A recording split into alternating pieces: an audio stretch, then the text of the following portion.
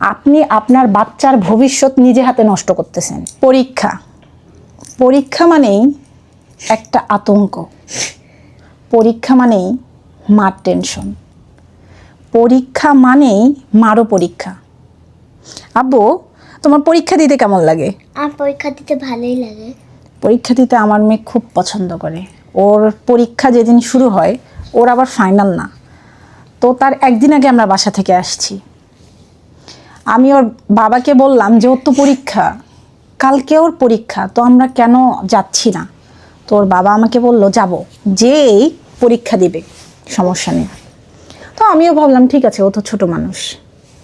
কিন্তু আমরা অনেক বাবা মারা একটা ভুল করে থাকি, বাচ্চাদেরকে এই পরীক্ষা নামের ওয়ার্ডটা আমরা আতঙ্কিত করে তুলি।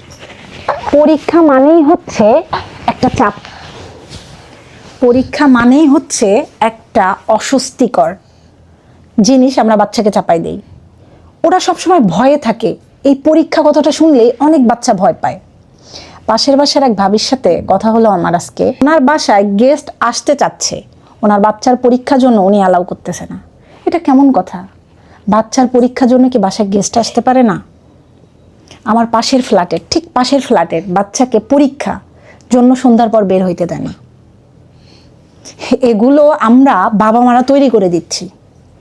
পরীক্ষা মানেই ওর জন্য একটা ভয়, পরীক্ষা মানেই ওর জন্য একটা অস্বস্তিকর জিনিস, যেটা আমরা তৈরি করে দিচ্ছি। এখনকার যুগের বাবা মারা আমরা তো আপডেট, তাহলে আমরা এই জিনিসটাকে, একটা সোজা জিনিসকে কেন আমরা এত কঠিন করে তুলতেছি? ও 2 দিন পরে ভয় পাবে, পরীক্ষার কথা শুনলেই ভয় পাবে যে আমার তো পরীক্ষা। আল্লাহ, আমরা করি কি বাবা মারা, পরীক্ষার আগের দিন যত পারি এই ছোট ছোট বাচ্চাগুলোকে মনে হয় বইটা গোলায় তাদেরকে খাওয়াই দিব। এটা তো আসলে হয় না, এটা ওদের জন্য অনেকটা ক্ষতিকর। আপনি আপনার বাচ্চার ভবিষ্যৎ নিজে হাতে নষ্ট করতেছেন। হ্যাঁ, কথাটা খারাপ শোনালেও এটাই ঠিক। এই ছোট ছোট বাচ্চাদের ভবিষ্যৎটা আমরা বাবা মারা নষ্ট করে দিচ্ছি এই পরীক্ষা নামের জিনিসটাকে তাদের মাথায় ঢুকাই দিয়ে।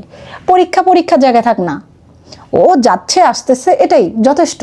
আমি আমার এক ভিডিওতে বলছিলাম যে আমার ক্লাসের ফার্স্ট বয় এখন প্রবাসে।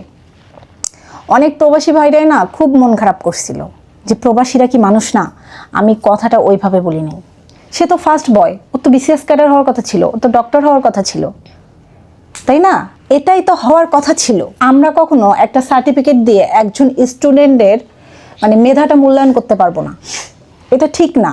একটা সার্টিফিকেট কখনো একটা স্টুডেন্টের মেধা যাচাই করতে পারে না, সেটা ভুল।